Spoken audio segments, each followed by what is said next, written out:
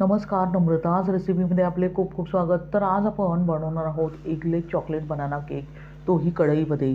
इथे मी मैदा, अंडी, condense milk, oven, साखर अजिबात न वापरता हा केक तुम्हाला बनवून दाखवणार आहे. अगदी साध्या सोप्या पद्धतीने हा केक तयार होतो आणि तोही घरगुती साहित्यात. रेसिपी नेहमीप्रमाणे साधी, सोपी, सुटसुटीत तर आहेच. तेव्हा व्हिडिओ अगदी शेवटपर्यंत पहा आणि रेसिपी जर आवडलीच तर नम्रताज रेसिपीला सबस्क्राईब करा.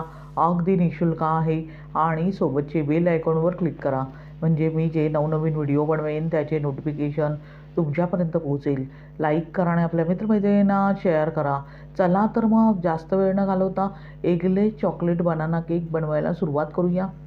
एगलेस चॉकलेट बनाना केक बनवण्यासाठी इथे मी 4 मध्यम आकाराची केळी घेतली आहेत. इथे एक जास्त पिकलेली केळीच घ्यायची आहेत. जेव्हा आपण 1 डझन अशी केळी आणतो आणि खायला कंटाळा येतो तेव्हा हा केक तुम्ही बनवू शकता. आता केळीची अशा प्रकारे साल काढून लगेचच मिक्सरच्या भांड्यात आपण अगदी बारीक असे त्याचे काप तयार करून घेऊया. अगदी बारीक असे काप केल्यावर आपल्याला हे केळे मिक्सरमधून व्यवस्थित त्याची पेस्ट तयार करून घ्यायची आहे. अशाच प्रकारे जी राहिलेले 3 केळी आहेत त्याचे मी असे तुकडे करून घेत आहे. आपण पाहू शकता सर्व केळ्यांचे मी अगदी व्यवस्थितपणे तुकडे तयार करून घेतले आहेत. आता त्यामध्ये आपण एक एक करून जिन्नस ॲड करूया. आता त्यात आपण अर्धी वाटी गूळ घालूया. इथे मी गुळाची पावडर घेतली आहे. तुम्ही साखरेचाही वापर करू शकता.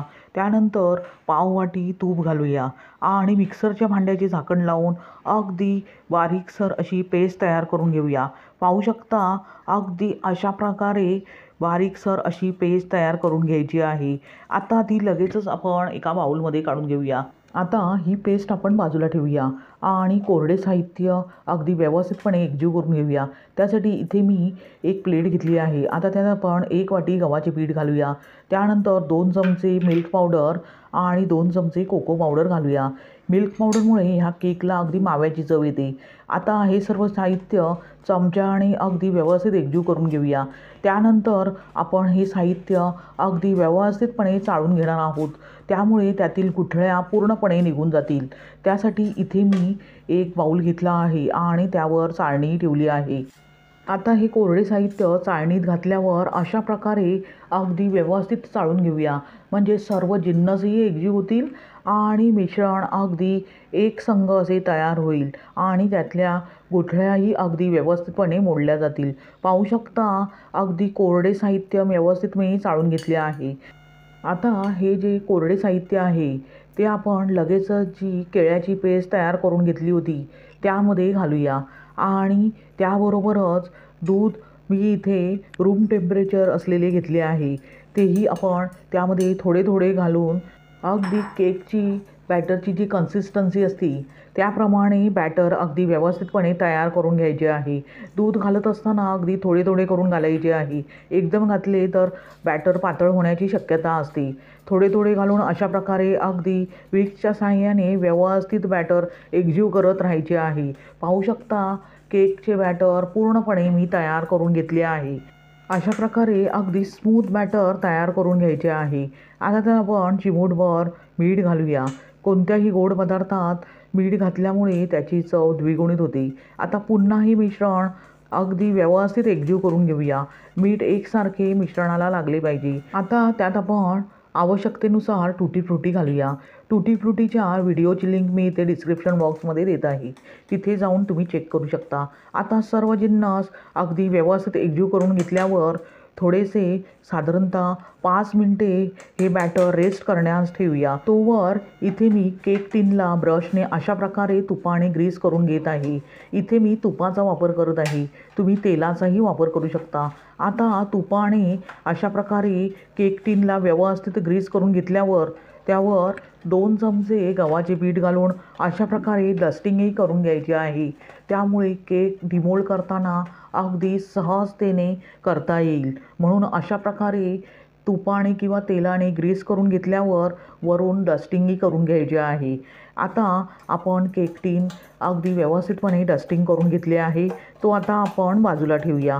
त्यानंतर केकच्या बॅटरमध्ये 3 ते 4 थेंब इसेन्स घालूया. इथे मी व्हॅनिला इसेन्स घेतले आहे. तुम्ही कोणतेही इसेन्स घेऊ शकता. आता पुन्हा हे बॅटर अगदी स्पॅच्युलाच्या साहाय्याने अशा प्रकारे अगदी हलक्या हाताने व्यवस्थित एकजीव करून घेऊया.